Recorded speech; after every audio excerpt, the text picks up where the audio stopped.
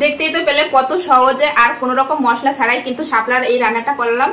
খুবই ভালো লাগে খেতে, কিন্তু গরম ভাতে আর বেশি মশলা দিলে কিন্তু শাপলার স্বাদটা পাওয়া যায় না। তোমরাও কিন্তু বাড়িতে একবার এইভাবে ট্রাই করো, খুবই ভালো। নমস্কার বন্ধুরা, তোমাদের সবাইকে অনেক অনেক স্বাগত জানাই বন্যা রান্না করে। আজকেও কিন্তু দুর্দান্ত একটা রেসিপি নিয়ে চলে এসেছি, বাংলার জনপ্রিয়। তো আজকে বানাবো হচ্ছে শাপলা রান্না করবো। শাপলা দিয়ে হচ্ছে পুঁটি মাছ দিয়ে রান্না করবো, খুব অল্প মশলায়। আর এই দেখো আমাদের এখানে কিন্তু তেমন একটা শাপলা পাওয়া যায় না, তো আজকে পেয়েছে কালকে। তো সেই শাপলাটা দিয়ে কিন্তু পুঁটি মাছ দিয়ে রান্না করবো, বড় বড় পুঁটি মাছ দিয়ে, সর পুঁটি যাকে বলে। তার এই দেখো শাপলাটা, এই যে, আর এই দেখো মাছ, এই যে এই সর পুঁটি মাছ দিয়ে কিন্তু আজকে শাপলাটা রান্না করবো। তোমরা চাইলে ছোট পুঁটি দিয়ে রান্না করতে পারো, বা ছোট মাছ দিয়ে। আমি আজকে এই মাছটা দিয়ে রান্না করে দেখাবো, খুব দুর্দান্ত লাগে বন্ধুরা গরম ভাতে খেতে। তো আজকে ভিডিওটা দেখতে থাকো প্রথম থেকে শেষ পর্যন্ত। আশা করি তোমাদের অনেক অনেক ভালো লাগবে বন্ধুরা। আর যে সকল বন্ধুরা নতুন ফেসবুক থেকে দেখলে অবশ্যই পেজটি ফলো করবে, আর ইউটিউব থেকে দেখলে অবশ্যই চ্যানেলটি সাবস্ক্রাইব করবে। তো মাছগুলো প্রথমে কেটে নেব। তো দেখো এখানে অনেকগুলোই মাছ আছে, এই যে মাছের সাইজগুলো কিন্তু বেশ আছে, দেখো এই যে প্রত্যেকটা মাছ প্রায় একই সাইজের। এই যে দুই একটা হয়তো ছোট আছে, তো এই মাছটা দিয়েই কিন্তু আজকে রান্না করব। দেখতে থাকো। প্রথমে কিন্তু মাছগুলো কেটে নেব। এই দেখো এখানে মাছগুলো ঢেলে দিচ্ছি, অনেকটাই মাছ। এই যে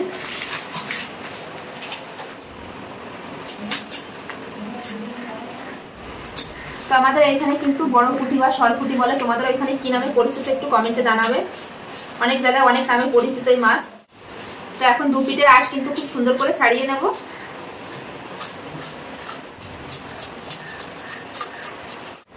আঁশ খুব ভালোভাবে ছাড়িয়ে নিয়েছি, এখন মাছটা কেটে নেব।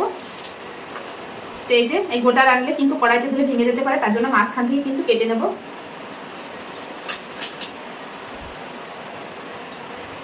তো এখন বর্ষার মাছ, তো ডিম হয়েছে অনেকটাই, অল্প ডিম হয়েছে মাছে।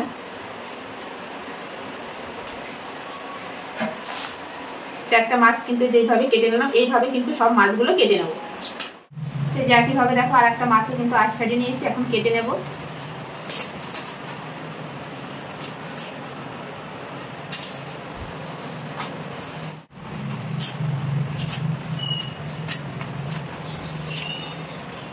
তো দেখতে দেখতে কিন্তু সব মাছগুলো কাটা হয়ে গেছে, এই একটা মাছ কাটলেই হয়ে যায়।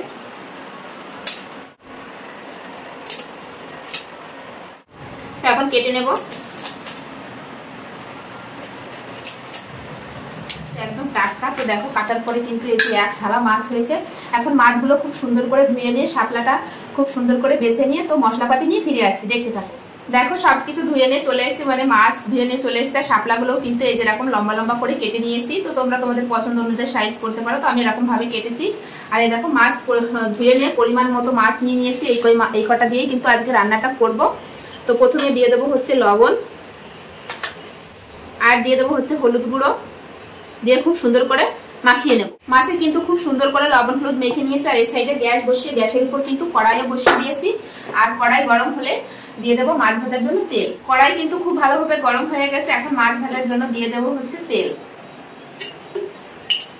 তেল কিন্তু খুব ভালোভাবে গরম হয়ে গেছে, এখন লবণ হলুদ মেখে রাখা মাছগুলো কিন্তু দিয়ে দেবো।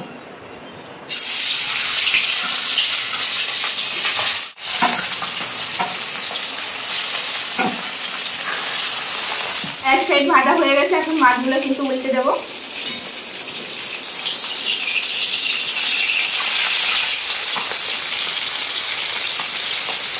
মাছগুলো কিন্তু উল্টে পাল্টে আমি খুব সুন্দর করে ভেজে নিয়েছি। এখন মাছগুলো একটা প্লেটে তুলে নেব।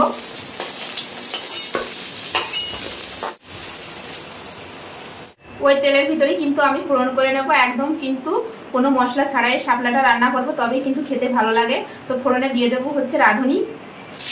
তো ফোড়ন ভাজা ভাজা হয়ে গেছে, এবার দিয়ে দেবো হচ্ছে কাঁচা লঙ্কা। এবার ঝোলের জন্য জল দিয়ে দেবো। শাপলা রান্নায় কিন্তু বেশি জল লাগে না, পরিমাণ অনুযায়ী কিন্তু জলটা দেবে। এবার দিয়ে দেবো স্বাদ অনুসারে লবণ, আর দিয়ে দেবো হলুদ গুঁড়ো, দিয়ে ঝোলটা কিন্তু খুব সুন্দর করে ফুটিয়ে নেব। ঝোল কিন্তু খুব ভালোভাবে ফুটে গেছে, এখন ভেজে রাখা মাছগুলো দিয়ে দেবো।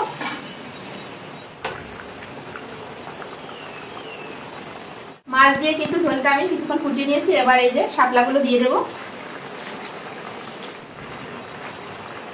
তো দিয়ে একটু নেড়ে নেব, কমে যাবে কিন্তু অনেকটা জল বেরোবে শাপলা থেকেও।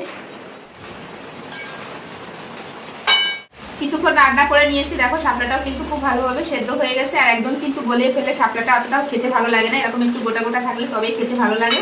আর দেখো ঝোলটাও কিন্তু ঠিকঠাক আছে। তো এখন আমি নামিয়ে নেব। রান্নাটা কিন্তু হয়ে গেছে।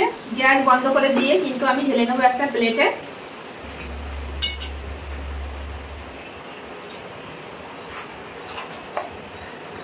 দেখতেই তো পেলে কত সহজে আর কোনো রকম মশলা ছাড়াই কিন্তু শাপলার এই রান্নাটা করলাম।